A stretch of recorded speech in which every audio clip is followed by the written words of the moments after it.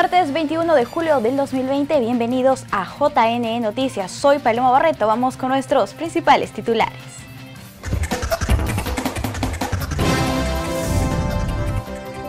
JNE resalta necesidad de atender conflictos socioelectorales.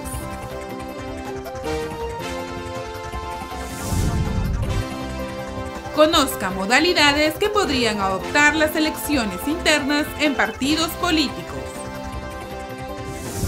Serán más de 780 centros poblados de las zonas más apartadas del país, donde entes electorales instalarán mesas de sufragio.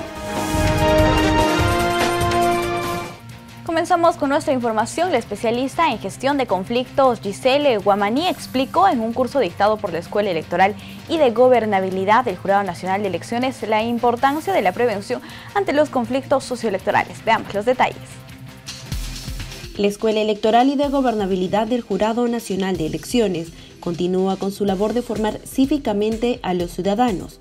Por ello, a través de su curso de especialización en prevención y gestión de conflictos socioelectorales, la doctora Giselle Guamaní Over abordó los enfoques de intervención y diseño de estrategia de intervención, negociación, meditación y facilitación.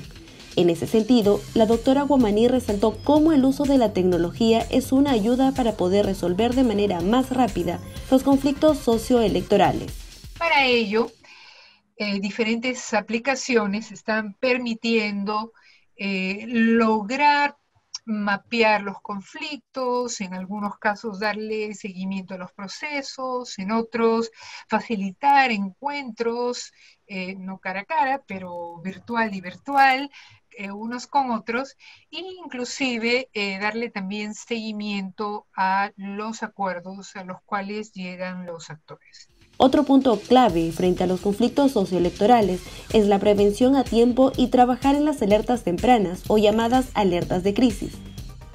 Si ocurre la crisis, es decir, si el conflicto empieza a madurar, empieza a formarse, a polarizarse, a salir de cauce, por determinados factores, empieza a convertirse en una crisis, entonces, ¿qué podemos hacer?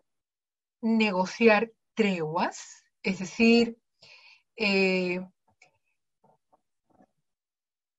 parar las amenazas, la presión, la violencia es lo prioritario, porque eso es lo que va a garantizar la seguridad y el bienestar de las personas. Asimismo, enfatizó la necesidad de abrir espacios de diálogos, promover generadores de opinión pública y trabajar con los medios de comunicación a fin de concientizar a los actores frente a los conflictos. La prevención está relacionada con las diferentes actividades, metodologías que se pueden hacer para evitar o reconducir el surgimiento del conflicto, es decir, abrir espacios de diálogo, educar a los tomadores de decisiones, educar a los influencers que le dicen, ¿no? Ahora, pero que son los que generan opinión pública, ¿no? Hacer incidencia en aquellas instituciones o aquellos funcionarios o sectores que tienen que tener una opinión técnica formada sobre las problemáticas. También es un buen momento para empezar a hacer diálogos, ¿no? El diálogo no tiene que surgir a partir de las crisis. Por último, resaltó el arduo trabajo que el Jurado Nacional de Elecciones realiza para identificar las zonas con mayor índice de conflictividad y destacó sus amplios estudios de posibles factores de riesgos electorales. Cuando ya la crisis estalla, el jurado, el equipo, ¿no? Junto del Jurado Nacional de Elecciones con el equipo de la Defensoría del Pueblo, han mostrado esta coordinación, ese trabajo en alianza también con el Ministerio del Interior, el poder identificar y contener las crisis para lograr su desescalamiento. El Jurado Nacional de Elecciones advierte que autoridades están prohibidas de realizar proselitismo político. El Supremo Ente Electoral señala que se mantiene alerta ante posibles infracciones y exhorta a ciudadanos a denunciar cualquier irregularidad. En el marco de las elecciones generales, las autoridades y funcionarios de todas las instituciones públicas se encuentran prohibidos de realizar proselitismo político, al encontrarse vigentes las normas sobre neutralidad. El Jurado Nacional de Elecciones recuerda a los funcionarios que se presentan como candidatos que esta normativa rige 90 días antes del acto de sufragio. También advierte no realizar acciones que favorezcan o perjudiquen a una determinada organización política o candidato. Tampoco pueden hacer valer la influencia de sus cargos para imponer sus preferencias electorales, entre otras restricciones. En caso de una presunta infracción de las autoridades que no son candidatos, el Jurado Electoral Especial correspondiente dispondrá la remisión de los actuados al Ministerio Público, Contraloría General de la República y a la entidad estatal en la que prestan servicios. En tanto, si los funcionarios infractores son candidatos, el mismo órgano iniciará un procedimiento sancionador que alcanza a las organizaciones políticas con una multa que oscila entre los 129.000 a 430.000 nuevos soles. En más de 780 centros poblados de las zonas más apartadas del país se instalarán mesas de sufragio para los próximos comicios generales 2021. En el siguiente informe de la OMPE conozca todo el trabajo que implica esta labor en favor de velar por el derecho de sufragio de los peruanos en las zonas de más difícil acceso. Brindar una atención inclusiva a los electores es uno de los objetivos trazados por la OMPE. Por ello, desde el año 2005 se han instalado 2.255 mesas de sufragio en más de 780 centros poblados ubicados en zonas de difícil acceso. Uno de ellos es el centro poblado San Juan de Quisquis, ubicado en el distrito de Cochabamba, provincia de Luya, región Amazonas. Cochabamba es un distrito rural, la mayoría de su población son campesinos. La producción es de autoconsumo porque no tienen carreteras. La mayoría de la población solo tiene primaria. María Emilia Yanaye conoció la realidad de este centro poblado en el año 2014, cuando se desempeñó como coordinadora de acciones educativas en el Jurado Nacional de Elecciones. Uno de los problemas que ya había identificado tenía que ver con que la mesa de votación quedaba en la capital del distrito y los anexos eran alejados. Para llegar a la mesa de votación tenían que usar entre 5, 8 y 14 horas a pie o en acémila, en condiciones donde el clima tiene un comportamiento de frío, lluvia o calor, ¿no? Y los desniveles del suelo también son notorios, por lo que muchas veces sufrían caídas. Por otro lado, el día de las elecciones era necesario tener un lugar donde alojarse, comer y no había hospedaje, o estos subían demasiado. Esta situación era aprovechada por los candidatos que unos días antes les ofrecían movilidad y alojamiento o dinero y hasta celulares. Ya en Lima y desligada del Jurado Nacional de Elecciones y teniendo en cuenta los problemas que enfrentaban los pobladores de Cochabamba en cada elección, María Emilia inició los trámites en OMPE para llevar la mesa de sufragio a ese centro poblado. Tras informarme que las gestiones se realizan en la OMPE, ahí me dieron las indicaciones necesarias. Inmediatamente viajé a Cochabamba, conversé con el alcalde. Este me dio una carta de presentación. Me dirigí a los anexos y con sus autoridades conversé. Ellos convocaron a una asamblea. Con la persona nombrada me dirigí a los anexos restantes. Ellas eligieron como el anexo más cercano a Quisquis.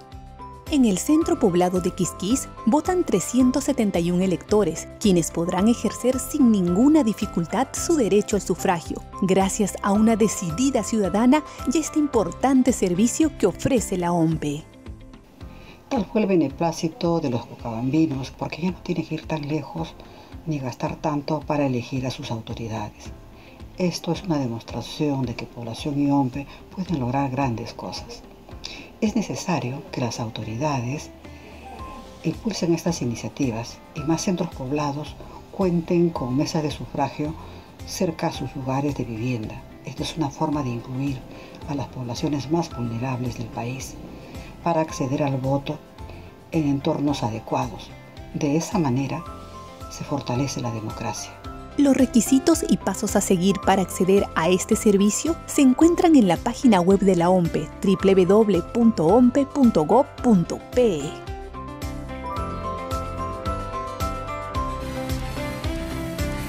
El RENIEC vuelve a atender en sus oficinas del Callao y San Juan del Lurigancho. Usuarios que deseen realizar trámites deben sacar cita previamente. Las personas que hayan reservado una cita con anterioridad ya podrán ser atendidas en los locales del Registro Nacional de Identificación y Estado Civil en el Callao y en San Juan del Lurigancho. Por tratarse de oficinas registrales, ambos locales brindan servicios de identificación y de registro civil, pero con el fin de evitar la aglomeración de usuarios, solo atenderán los trámites que no se puedan realizar a través de la página web del organismo registral.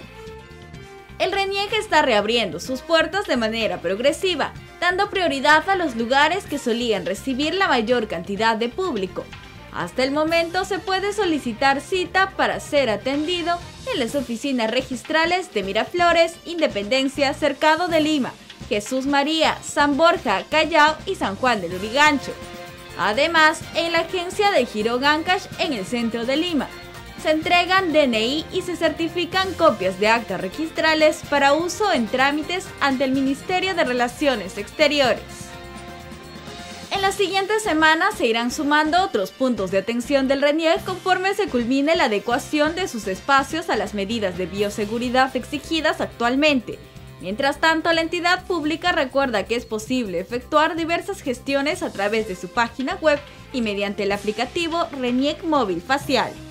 A las personas que deben recoger un documento nacional de identidad, el RENIEC le recomienda elegir locales que ya se encuentran operativos y confirmar que el documento esté listo para ser entregado ingresando a www.reniec.gov.pe. Servicios en línea, consulta el estado de trámite. El RENIEC reiteró que los DNI vencidos siguen vigentes más allá de su fecha de caducidad por el estado de emergencia que aún se vive en el país. También instó a los ciudadanos a utilizar sus plataformas virtuales para diversos trámites. Este es un informe elaborado por los amigos de la OMPE. Es la única cédula de identidad personal necesaria para todos los actos civiles, comerciales, administrativos, judiciales, electorales y todos aquellos casos en que por mandato legal deba ser presentada. ¿Y qué pasa si tengo mi DNI vencido? No se preocupe. El Registro Nacional de Identificación y Estado Civil dispuso que durante el estado de emergencia los DNI se mantienen vigentes más allá de su fecha de vencimiento. Por tanto, si usted o algún otro ciudadano tiene el DNI caduco, incluso mucho antes de la fecha en la que se decretó el estado de inamovilidad, puede presentarla para un tema de identificación y otros que el ciudadano requiera. Por ello instamos a todas las empresas, tanto públicas como privadas, a dar aceptación y facilitarle los trámites a los ciudadanos y no perjudicarlos.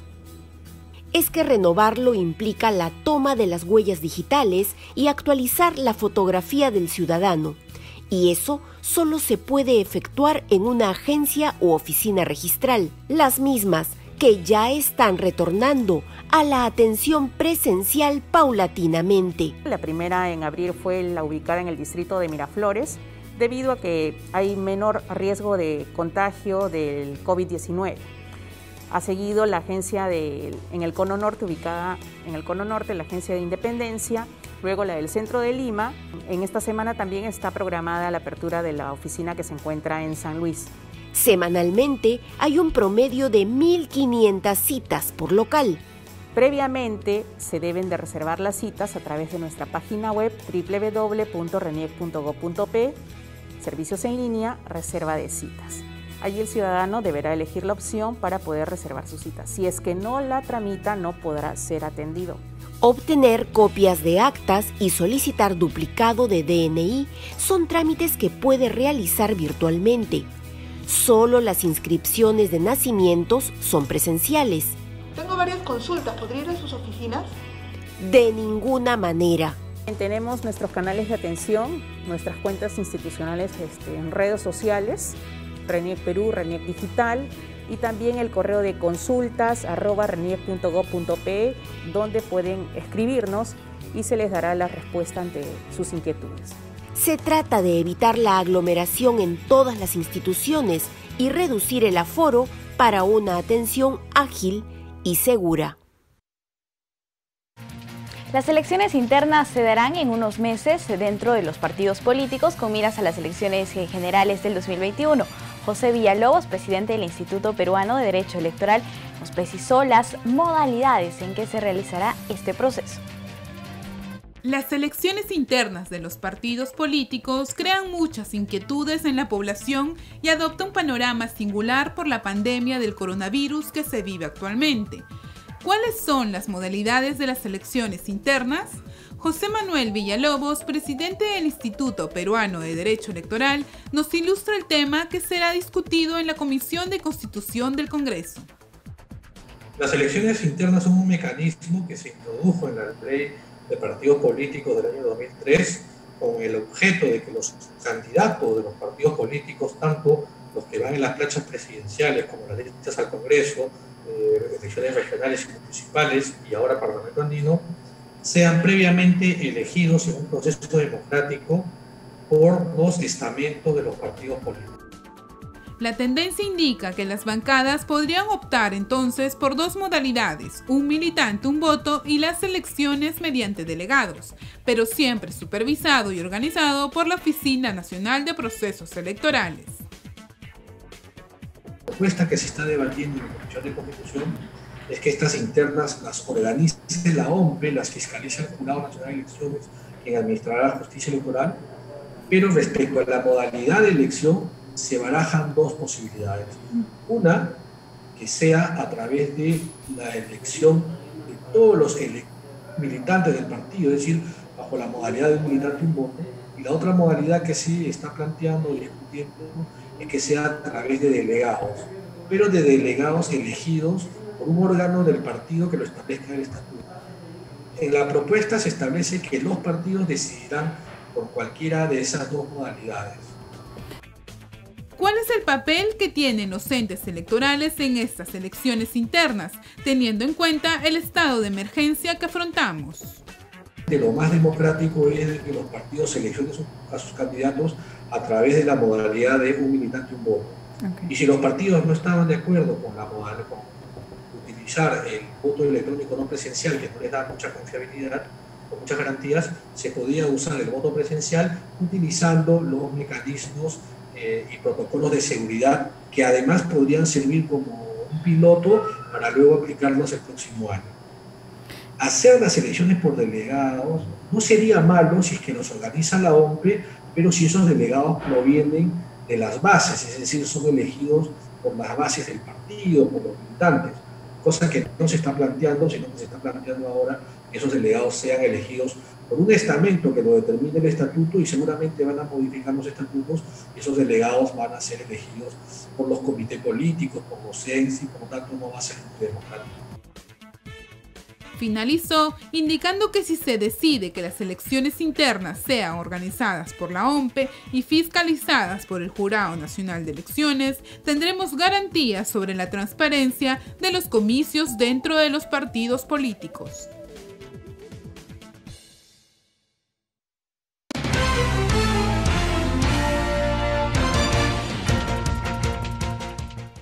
Bien amigos, Amigos, es momento de una entrevista. Vamos a conversar en este momento con Margarita Díaz Picasso. Ella es gerenta de fondos partidarios de la OMPE para abordar el tema del financiamiento público directo de OMPE hacia las organizaciones políticas del nuevo Congreso. Es un placer saludarla. Muy buenos días. Bienvenida. Muy buenos días también, Paloma, y encantada por la invitación. Perfecto. ¿Podría comentarnos, por favor, qué es este financiamiento público directo y cuál es su finalidad? Sí. Mira, el financiamiento público directo es un financiamiento que se otorga en dinero a las organizaciones políticas que obtienen representación en el Congreso. Solamente aquellas que obtienen representación congresal. Este es un dinero que es un dinero del Tesoro Público del Estado peruano que tiene como finalidad básicamente el fortalecimiento de los partidos políticos.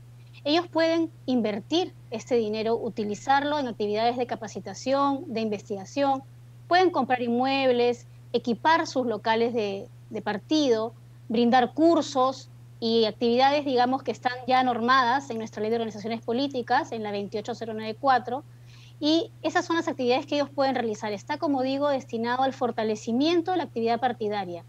Y lo más importante en estos tiempos que estamos corriendo ahora, que es campaña electoral, está absolutamente prohibido, terminantemente prohibido utilizar el dinero proveniente de financiamiento público directo para campaña electoral. Entonces, ese es un llamado que quisiéramos hacer para que los partidos utilicen este dinero en aquellas actividades que sí están permitidas por la ley y evitar, por supuesto, cualquier tipo de sanción por utilizarlas indebidamente. Importante aclaración, gerenta. Nos gustaría que nos comente cuál es el monto que se le otorga a cada organización política y además cómo se distribuye este. Sí, nosotros hemos, el monto aproximado ha sido casi de 12 millones de soles y para la distribución de este monto se toma en cuenta dos variables. Una variable que tiene que ver con la igualdad, el 40% del monto se otorga de forma igualitaria a todos los partidos políticos y el 60% restante se otorga en función de quienes han obtenido mayor votación, de la proporción de la votación de la ciudadanía. ¿Cómo se hace este cálculo? Se calcula en base al 0.1% de la UIT, de la Unidad Impositiva Tributaria, que son 4.200 soles, por cada voto emitido. Ese es para hacer la bolsa de cuánto toca, ese es el cálculo que se hace. 0.1% de la UIT por cada voto emitido. Y, digamos, se calcula lo que es el quinquenio y se divide, por supuesto, anualmente este recurso, entregándose mensualmente en función de las rendiciones y las actividades que realizan los partidos y su plan de trabajo, que además es un plan de trabajo presupuestado y mensualizado, que coordinan previamente con nosotros y que nosotros tenemos que darle, digamos, el pase a ese plan de trabajo y a ese presupuesto para que ellos puedan recibir su recurso, así como cumplir con una serie de formalidades, como tener cuenta en el Banco de la Nación, estatutos al día correctamente inscritos, sus poderes de representantes legales y una serie de requisitos para que este recurso efectivamente se les pueda entregar. Nosotros en la resolución jefatural que hemos emitido como OMPE en la 157, hemos tenido a bien hacer, digamos, ya la distribución del recurso por cada uno de los partidos. No hay tanta diferencia de votos entre un partido y otro, entonces las diferencias no son muy grandes y los montos exactos de cada partido se encuentran ahí en la resolución, distribuidos en la resolución.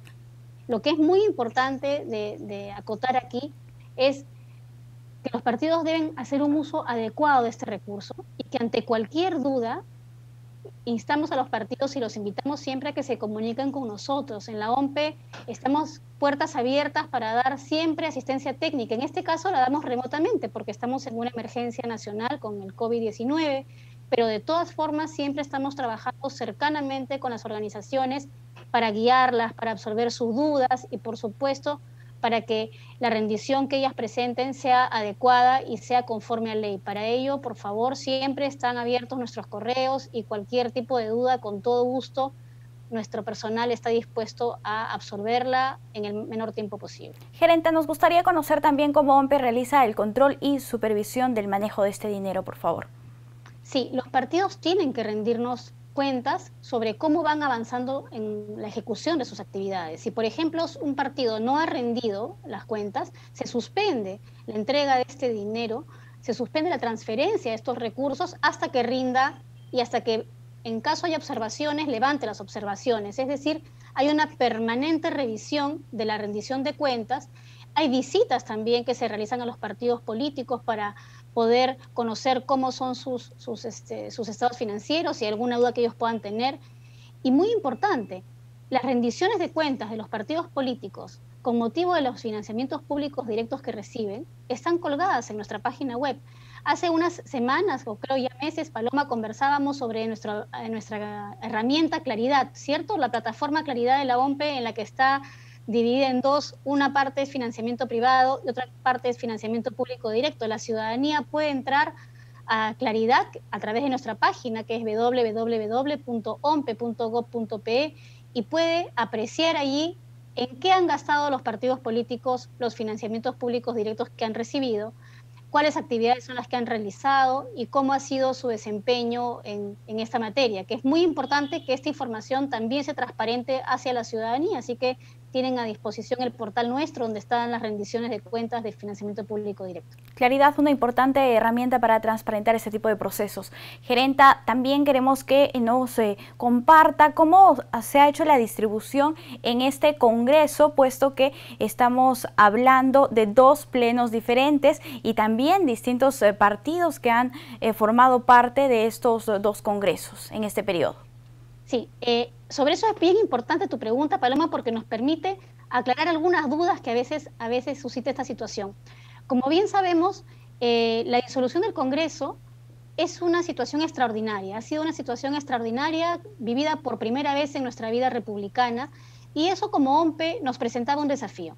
Y el desafío era poder ver de qué forma nosotros aplicábamos la norma respecto de financiamiento público directo en nuestra ley de organizaciones políticas, de acuerdo con la Constitución y con el sistema normativo nacional.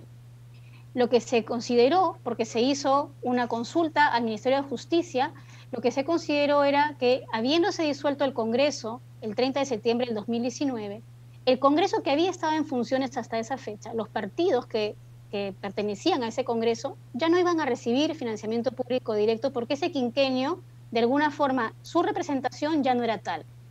Sin embargo, lo que se está haciendo ahora es, con estos partidos que han entrado en el nuevo Congreso, ellos van a recibir el financiamiento público directo dentro del marco del quinquenio, de acuerdo a la votación que han obtenido en cumplimiento estricto de las distribuciones porcentuales y de la fórmula matemática para poder distribuir el recurso. Lo que no se ha hecho es entregar un financiamiento público directo a los partidos sin representación en el Congreso a partir del 1 de octubre del 2019 con motivo de su disolución. Como digo, es una situación que ha sido extraordinaria en la República, en nuestro país, y que nos llevó a darle una solución en la cual tuviéramos dos elementos claves. Uno, el cumplimiento estricto del espíritu de la Constitución y nuestras normas, y además la cautela y el buen uso del recurso público, que es un tema que todo funcionario, toda funcionaria debe siempre cautelar, el buen uso del recurso. Entonces, a tu pregunta, creo que esta respuesta, no sé si te puede dar más luces o si tienes alguna duda adicional, pero la idea es la siguiente: los partidos que estuvieron en el Congreso pasado, hasta el 30 de septiembre, han recibido el recurso, hasta esa fecha tienen expedito su derecho, hasta el 30 de septiembre del 2019, en caso no hayan dispuesto de los fondos o solicitado su entrega. Listo. Y los partidos del nuevo Congreso también a partir de su instalación. ¿Actualmente cuántos partidos están recibiendo este financiamiento? Son Acción Popular, Podemos Perú, el FREPAP, Alianza para el Progreso, el Partido Morado, Fuerza Popular, Unión por el Perú, el Frente Amplio por Justicia, Vida y Libertad y el Partido Democrático Somos Perú. Listo, señora Margarita, muchísimas gracias por toda la información bastante amplia. Espero que tengamos otra oportunidad también para conversar sobre los otros servicios que ofrece OMPE. Muchas gracias. Con todo gusto. Muy buenas tardes. Bien amigos, esa ha sido una entrevista con la gerenta de fondos partidarios de la OMPE, Margarita Díaz Picasso, sobre el financiamiento público directo que brinda esta institución hacia las organizaciones políticas que tienen representación en el Congreso de la República. Vamos a hacer una pausa y volvemos.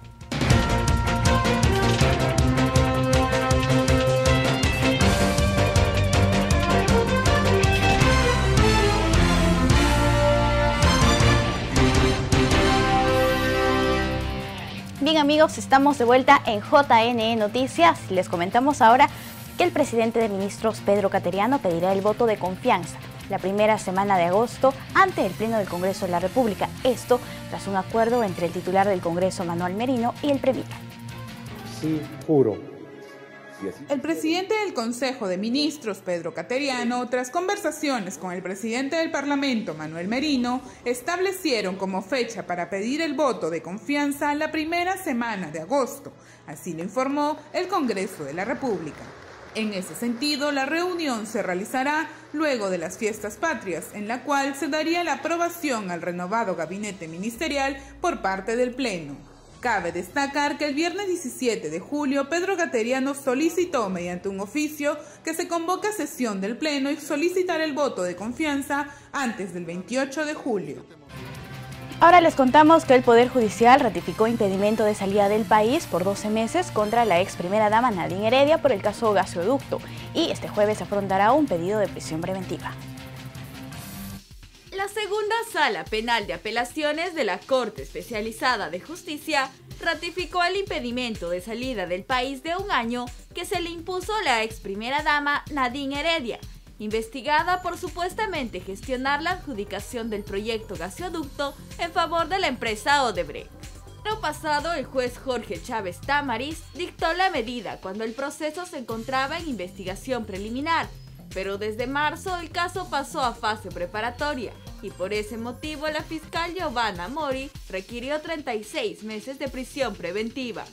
La fiscal solicitó la detención porque el exministro Jorge Merino contó que Heredia lo indujo a cambiar su versión para obstruir el proceso. Es decir, la cónyuge de Humala representa una amenaza para el caso. Merino actualmente es aspirante a colaborador eficaz. A la expareja presidencial se les indica de encabezar una organización criminal en la que están incluidos exministros para beneficiar a Odebrecht con la mega obra. Los amigos de TV Cosmos nos han preparado un informe sobre una jornada de entrega gratuita de medicamentos contra el coronavirus a mototaxistas y colectiveros en Trujillo. Veamos. No va a interesar el número de camas que coloquemos. Colocamos 1000 camas y las 1000 se van a llenar en un día. Por eso que yo hago un llamado a su responsabilidad, a su disciplina, a que piensen en su familia. Si alguien tiene síntomas, no salga a trabajar. Más bien, llame o venga aquí al centro de salud e inmediatamente lo atienden y le vamos a dar su medicamento gratuitamente. En el Colegio Miguel Grau de Salaberry se realizó la tercera campaña médica comunitaria dirigida a los mototaxistas y colectiveros del puerto. A este lugar llegó el gobernador regional Manuel Yempén, quien señaló que se atenderá a 1.500 personas en este día. Estuvimos con un control a todos nuestros hermanos pescadores artesanales, ahora estamos acá con los conductores de los colectivos y de los mototaxis, haciendo un gran trabajo acá con 7 puntos de control. Y este control médico comunitario que nosotros estamos haciendo, además también estamos dando su set de medicamentos para que los que tienen síntomas del COVID, para que ellos puedan iniciar su proceso de recuperación. Como vemos, los conductores de colectivos, además de mototaxistas, están sentados ubicando el metro de distancia, algunos con sus protectores faciales y sus mascarillas respectivas. Luego van avanzando en estos asientos hasta llegar a las aulas habilitadas de este Colegio Miguel Grau para poder ser vacunados, y en la otra aula reciben el medicamento, la ivermectina y el tratamiento necesario contra el COVID-19. Además, también se realiza la prueba rápida. En esta labor participan la alcaldesa Mónica Betancur y el Comando COVID-19 distrital, además del gobierno regional. El gobernador señaló que se realiza un programa completo para evitar la propagación del virus. De otro lado agregó cuál será la estrategia que aplicarán para controlar la enfermedad en los distritos. Nosotros estamos enviando oficios a las municipalidades para que sus alcaldes, para que sus gerentes que conocen la realidad de su jurisdicción nos alcancen qué restricciones deberíamos de aplicar en cada uno de los distritos y qué medidas nos sugieren. Después, haciendo un análisis de todos los distritos de cada provincia, vamos a sacar una resolución o una ordenanza regional con estas restricciones que nosotros debemos de tener. Mañana se trasladarán al distrito del Porvenir. Autoridades de Trujillo demandan el funcionamiento de moderno hospital que fue construido y aún no es utilizado, un establecimiento que podría aliviar el déficit de servicio médico en tiempos de emergencia sanitaria. El informe es de nuestro canal aliado TV Cosmos. Se encuentra a un costado de la Municipalidad Distrital de Florencia de Mora y parece un elefante blanco. Pese al aumento de contagios y fallecidos a causa del coronavirus en dicha jurisdicción, el hospital que se construyó para atender a la población no funciona. El alcalde distrital señala que dicho nosocomio es actualmente administrado por la Universidad Privada Antenor Orrego y tras coordinaciones con la rectora se realizó una sesión de consejo para aprobar que la comuna tome posesión por ahora y darle funcionamiento. Sin embargo, de 7 regidores, 4 votaron en contra y dicho pedido no se efectuó. ¿Qué es lo que resulta de que la sesión de consejo, bueno, hoy día nosotros debíamos tomar ya la posesión del hospital Upao, pero los regidores se opusieron y justo hoy día que nos iba a entregar se ha quedado en stand-by, se ha paralizado, no está funcionando ahorita nada ya. ¿Por qué? Porque los regidores se han opuesto a que nos entreguen este hospital. Hermes Cabeza indica que había gestionado la incorporación de médicos para el funcionamiento del nosocomio, pero lamenta que de los 4 regidores que votaron en contra, dando la espalda al pueblo, 2 sean del oficialismo. Conversé yo con el gobierno regional me dice de que me iba a dar los médicos y que no había problema, pero todo que vaya por el conducto regular. Por eso hoy día se hizo la sesión de consejo, pero me llama la atención de que mis regidores, yo puedo pensar que la oposición, bueno, por parte puede ser que se obtenga, pero 2 de mis regidores me dan la espalda y duele porque tú sabes cómo está sufriendo el pueblo. Esta pandemia nos viene afectando, son casi 142 muertos que tenemos acá en Florencia de Mora, son 1.200, casi 60 infectados. Según el actual alcalde de Florencia de Mora, la gestión anterior traspasó el nosocomio a la Universidad Privada Antenor Orrego, UPAO, en cesión de uso. Sin embargo, la comuna no recibe ningún beneficio, y mucho menos la población. Es un bien de la municipalidad. Yo no sé, la gestión anterior los entregó por sesión de consejo a la universidad privada, que realmente ellos vienen operando. Pero ¿cuál es el problema de la universidad privada? Que del mes de marzo, desde que empezó la pandemia, no viene trabajando. ¿Por qué? Porque no tiene de repente el personal idóneo, no tiene médicos y no está paralizado. Es un elefante blanco que realmente... El burgomaestre espera que los regidores recapaciten y la próxima semana se realice una nueva sesión de consejo, esperando que se apruebe esta entrega y el nosocomio pueda funcionar no solo para pacientes COVID, sino también para todo tipo de enfermedades y servicios de salud. Ojalá que Dios quiera que ellos piensen, recapaciten y bueno, y vean esto, lo que han hecho, que está mal. Entonces yo le digo a mis regidores que se pongan la camiseta, que se dejen de tanta rencilla, que piensen nada más en la salud del pueblo, que realmente lo necesita ahorita el pueblo. Perfecto. ¿Qué sucede en Huaraz? Nuestro colaborador Juan Remigio nos reporta una noticia muy humana de su región. Adelante, Juan. Gracias. Para el canal del Jurado Nacional de Elecciones informamos, dentro del marco de celebración del Día Nacional del Pollo a la Brasa, el joven abogado Oscar Durán se compró más de 30 pollos y recorrió diversos puntos rurales en torno a la ciudad de Huaraz. Este joven abogado entregó los pollos a la brasa a los niños, encontrándose con un cuadro de alegría y sonrisa, pese a la pandemia que se está pasando a nivel nacional. Coincidentemente sí, ¿no? Y curiosamente también es parte de nuestro apoyo y parte del regalo que nosotros queremos dar a los niños más necesitados. ¿Y estos niños de campo casi nunca han visto un pollo a la brasa?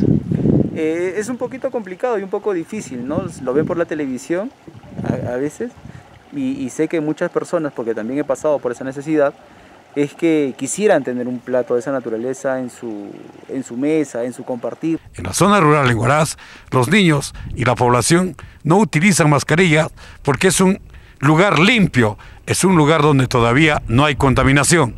La actitud de este joven abogado ha llenado de alegría a muchos niños de la zona rural en Huaraz. Señora, ¿pensaba comer hoy día pollito a la brasa? No, señor. ¿No pensabas? No. ¿Qué soñaste? Lavando tu ropita. Sí, ¿sí? Hoy día un rico almuerzo. Sí, gracias, muchas gracias. van a almorzar ustedes, ¿ya? Mientras mi mamá no está, ¿ya, campeón? ¿De dónde es la bandera? De Perú. De Perú, levanta tu bandera. Chao. Esto sucede en Huaraz. Con las cámaras de Abel Remigio, informó Juan Alberto Remigio Aranda. Bien amigos, es momento de trasladarnos hasta el Congreso de la República, porque en este momento el presidente del Pleno del Jurado Nacional de Elecciones, el doctor Víctor Ticona Postigo, se encuentra interviniendo. Vamos a escuchar. Por otro lado, tenemos que en el punto 4, sobre el número máximo de postulantes que propone el predictamen, ¿no? En la séptima disposición, punto 2, se señala que el partido político determina los requisitos, modalidad de inscripción, el número de postulantes a candidatos. En este último punto habría que evaluarlo bien, ¿no? ¿Por qué? Porque podría haber el riesgo que se desemboque en una falta de competencia al interior del partido, ya que el partido podría establecer, por decir un límite de, por ponerle ejemplo, 140 postulantes como tope, ¿no? Para el Congreso de la República, ¿no? Pero por otro lado, se estaría limitando el derecho de participación política de los ciudadanos afiliados en el caso que se alcance el máximo de postulantes o de postulaciones, ¿no? Por eso habría que evaluar si hay un límite taxativo que se va a establecer, ¿no? Número 5, en cuanto a las modalidades de las elecciones internas, que viene a ser en el predictamen la séptima disposición de la Ley Orgánica de Partidos, la ley, el punto 5. Propone la utilización de dos modalidades, una de candidatos entre afiliados y la elección por delegados. Nosotros ya fijamos anteriormente que la elección por afiliados era la más idónea, la más conveniente. En este caso se está proponiendo una segunda modalidad también, la elección por delegados, ¿no? En el predictamen, ahí tenemos una observación puntual. En el predictamen no se asegura que la elección por delegados sea democrática. ¿Por qué? Porque lo remite al estatuto. O sea, no determina que los delegados sean elegidos por los afiliados, por ejemplo, que sería una fórmula mucho más democrática, estaría bien determinada, ¿no? Si fuera así, que los delegados sean elegidos por los afiliados, no habría mayor problema. Pero en la fórmula que se propone en el predictamen se dice que los delegados serán elegidos de acuerdo a lo que señale el estatuto, y el estatuto pues puede tener muchas posibilidades. Por ejemplo, podría decir, ¿no?, que los delegados sean elegidos por los órganos dirigenciales, y con ello entonces no se asegura, digamos, una elección democrática. Por eso nuestra observación en este punto, ¿no? En cuanto al número 6, tenemos en cuanto a la designación de candidatos. En el predictamen se propone que se designen directamente a candidatos en un número máximo de 30 candidatos. Recordemos que el número actual vigente es del 20%. Entonces, estos 30 candidatos al Congreso supera el 20%. Se estaría volviendo aún cerca a una posición, a una norma anteriormente ya derogada, ¿no?, que era el 25% aproximadamente, ¿no? Entonces, el jurado ha analizado este tema y considera que podría mantenerse el 20% como está vigente y no establecer un máximo de 30 candidatos en la lista al Congreso. Número 7, en cuanto a la declaración jurada de la hoja de vida. En el predictamen se propone que el jurado sea quien coloque la información en la declaración jurada de hoja de vida, ya que se encuentra esta información en la base de datos del Estado, ¿no? En principio, estamos totalmente de acuerdo en la interoperabilidad, que es una propuesta y una política de largo aliento, muy positiva. Sin embargo, analizado el tema, en principio, si es que el jurado va a colocar toda la información de los candidatos, ¿no?, entonces ya no sería una declaración jurada de hoja de vida del candidato. ¿Por qué? Porque no estaría declarando nada. Simplemente lo que haría el jurado era recabar toda la información de la base de datos de los organismos estatales para centralizarse. O sea, sería una suerte de una segunda ventanilla única, más o menos, ¿no? Lo cual entonces desnaturaliza en conclusión lo que es una declaración jurada de hoja de vida, ¿no? Recordemos que el candidato por transparencia, de acuerdo a la norma vigente, está obligado a hacer esta declaración, ¿no? También tenemos, estas serían las observaciones principales, algunas observaciones de orden ya secundario, ¿no? En cuanto a la exoneración de la multa a la población en riesgo respecto a COVID-19, se propone en el predictamen que el jurado habilite una plataforma para la tramitación de dispensas y justificaciones. En este punto el jurado ya tiene un sistema que permite el trámite de las justificaciones y dispensas en línea. Actualmente ya nosotros se ha implementado justo en mi gestión y estamos avanzando, ¿no? La digitalización de varios temas, varios servicios, y uno de ellos es el trámite de las justificaciones y dispensas en línea. Ya se está haciendo. Lo que tal vez la sugerencia sería que se incluya a OMPE, ¿no? En esta plataforma, para las excusas para ser miembro de mesa, ¿no?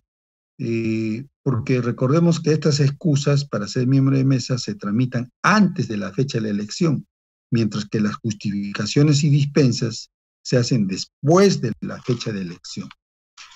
Una segunda observación secundaria sobre el tema de la conformación de mesas de sufragio, ¿no? Se propone en el predictamen que los electores puedan conformar mesas en otro distrito distinto siempre que se encuentre en la misma circunscripción electoral. Bueno, este tema habría que evaluarlo. Podría presentarse, decimos, casos, por ejemplo, donde el ciudadano que va a integrar una mesa vive en San Juan del Lurigancho y ha sido designado a La Molina, por decir, ¿no? Entonces tendría que ser un largo viaje y además podría generar o incrementar el foco de infección en el transporte público, ¿no? Entonces habría que ver ese punto, analizarlo, en qué medida es positiva o no. En décimo lugar o en tercer lugar, como observación secundaria sobre la instalación de mesas de votación. Me parece que la idea es muy positiva, nos parece que es muy buena en el sentido de que se instalen menos mesas de votación en un mismo local de votación para evitar justamente la aglomeración de gente, ¿no? Pero esto debe ir de la mano, consideramos, y esta viene la sugerencia del jurado, en el sentido que tiene que ampliarse el espectro que establece el artículo 65 de la Ley Orgánica de Elecciones. ¿En qué sentido? Que debe precisarse en todo caso también otro tipo de locales, porque en el artículo 65 de la Ley Orgánica de Elecciones dice puntualmente que se debe instalar, ¿no?, en el orden siguiente, o sea, prioritariamente, escuelas, municipalidades, juzgados, edificios públicos no destinados a las Fuerzas Armadas y Policía Nacional o autoridades políticas. Es taxativo. Entonces, si se va a instalar menos mesas, ¿no?, en los locales de votación, se va a requerir más locales de votación. Consiguientemente, este espectro de locales de votación habría que ampliarlo, por poner el ejemplo, habilitar algún coliseo, algún estadio, como hemos visto, ¿no?, en otros países se habilitan campos, ¿no?, donde se pueda instalar, ¿no?, estadios, coliseos, campos abiertos, etcétera, para evitar la aglomeración y este tema. Entonces, y en cuanto, digamos, estas serían las observaciones principales y de segundo orden o secundarias también. Señor presidente, lo que nosotros queremos acotar algo muy, muy, muy importante también, ya finalmente para finalizar mi intervención y dar paso a la siguiente posición, con cargo, obviamente, a absolver algunas inquietudes que se puedan generar. El pleno del jurado considera lo siguiente, que de acuerdo a la convocatoria se se ha dictado para las elecciones generales el día 8 de julio, se ha publicado el día en el peruano el 9 de julio del presente año. Entonces, de acuerdo al artículo 31 de la Ley Orgánica del Jurado Nacional de Elecciones, a instalar los jurados electorales especiales, que es 30 días posteriores a la convocatoria, o sea que sería, por decir, el 9 de agosto, que ya está muy próximo, el 9 de agosto. Si consideramos nosotros que ya no va a haber primarias, porque el supuesto era que haya primarias, y obviamente era necesario que se instalen ya, el 9 de agosto, por decir, a los 30 días, eso es coherente. Pero si ya no va a haber para estas elecciones generales 2021 primarias, y va a haber solo internas más adelante, entonces, si se instala dentro de los 30 días, estos jurados electorales especiales, a partir del 9 de agosto para adelante, no estarían cruzados de brazos, no tendrían ninguna carga, no habría nada, no tendrían que hacer nada, sino cuando venga ya las internas, ¿no? Entonces, en ese sentido, el Pleno del Jurado solicita expresamente, puntualmente, con el carácter de prioridad, el Congreso de la República, en este caso la comisión, ya que está debatiendo este dictamen, se incluya una norma donde en forma excepcional para estas elecciones generales 2021, ¿no?, se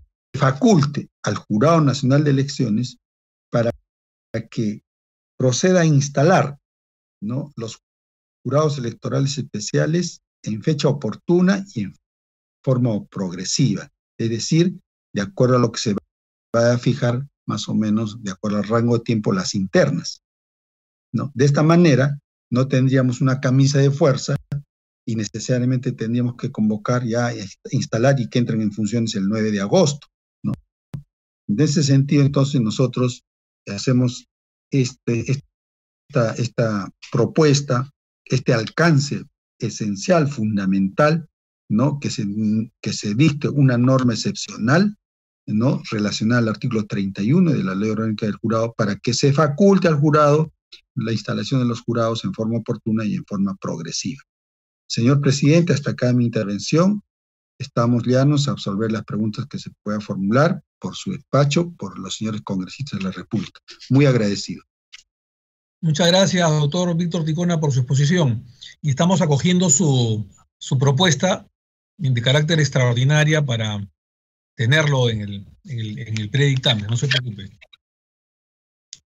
Lo invitamos a engancharse, doctor Ticona, unos minutos en esta sesión para escuchar al doctor Cox, como siempre se ha hecho, y luego las preguntas de los señores parlamentarios a ustedes dos. ¿Le parece? Por favor. Sí. Está bien, con todo gusto, señor presidente. Muchas gracias, doctor Ticona, encantado. No tiene por qué. Bueno, en el siguiente punto de orden del día está el doctor Manuel Francisco Cox Ganosa, jefe de la Oficina Nacional de Procesos Electorales, a quien también agradecemos por atender todas las invitaciones que le hemos cruzado. En esta oportunidad, el doctor Manuel Cox Ganosa cumplirá con nosotros la posición institucional de este organismo, de la OMPE, con relación al predictamen sobre diversos proyectos de ley que vienen siendo materia de estudio y debate de hace 2 semanas atrás, referidas a las normas transitorias en la legislación electoral en el marco de la emergencia nacional sanitaria ocasionada por el COVID-19, así como sobre los alcances e implicancias del sistema de votación electrónica no presencial. Así que, sin más preámbulo, le agradecemos por su presencia. Bien, amigos, de esta manera el presidente del Pleno del Jurado Nacional de Elecciones, el doctor Víctor Ticona Postigo, brinda la posición del ente electoral respecto a algunas propuestas legislativas planteadas por el Congreso de la República con miras a las elecciones generales del 2021. Es momento de ir con nuestras notas internacionales.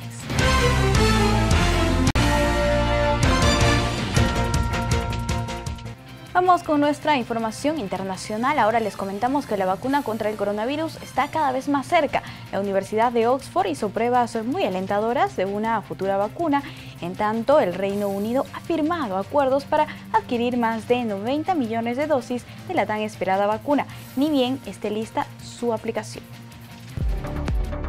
Reino Unido, en sus esfuerzos por combatir la pandemia del coronavirus, hasta la fecha ya ha firmado 3 acuerdos para la adquisición de más de 90 millones de dosis de la vacuna en proceso contra el COVID-19. Estos acuerdos son con la empresa biotecnológica alemana BioNTech, con el laboratorio francés Valneva y un acuerdo anteriormente suscrito con el grupo británico AstraZeneca, vacuna que es desarrollada de la mano con la Universidad de Oxford. El gobierno británico sostiene que estos acuerdos asegurarían tener más posibilidades de obtener una vacuna que proteja a los más expuestos lo más pronto posible. Cabe destacar que el avance de la farmacéutica AstraZeneca en asociación con científicos de la Universidad de Oxford ha sido muy alentadora, indicando que existe una fuerte respuesta inmunitaria en los ensayos clínicos que están en fase preliminar. A lo que la Organización Mundial de la Salud sostuvo que es una buena noticia que una potencial vacuna contra el COVID-19 haya dado resultados iniciales positivos, pero recordó que aún hay un largo camino para llegar a la vacuna en conclusión. El cantante Kanye West hizo oficial su candidatura a la presidencia de Estados Unidos. En su primer meeting abordó temas como el aborto y la esclavitud. Veamos.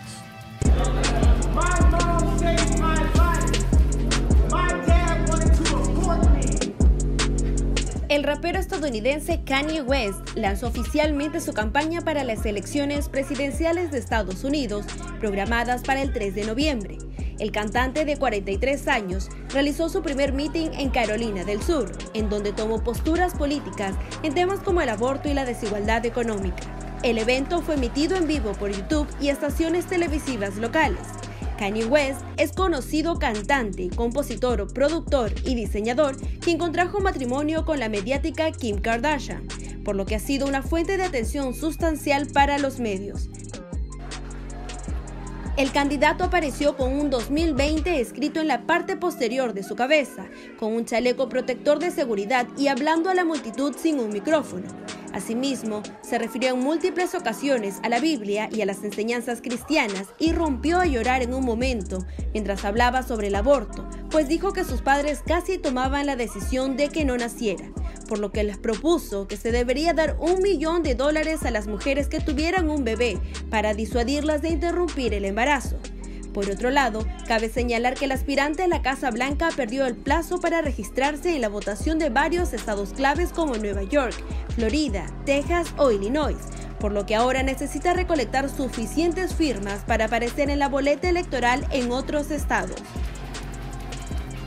El gobierno permitirá el retorno de peruanos en el extranjero. La Cancillería informó que hay cerca de 7.000 compatriotas que esperan ser repatriados en medio de la pandemia del coronavirus. El ministro de Relaciones Exteriores, Mario López Chávarri, anunció que el gobierno seguirá apoyando la repatriación de aquellos peruanos que se encuentran en situación de vulnerabilidad en el extranjero y que por el cierre de fronteras debido a la pandemia del COVID-19 no pudieron volver al país. Señaló que actualmente hay alrededor de 7.000 connacionales que quieren retornar, por lo que prevén la atención desde el mes de agosto. López también precisó que se trataría no solo de peruanos varados, también de compatriotas que perdieron su empleo, cerraron sus escuelas, entre otros casos. El canciller destacó que el gobierno viene trabajando en este tema. Además, recordó que se ha hecho un esfuerzo grande para la repatriación de cerca de 30.000 peruanos a través de vuelos humanitarios.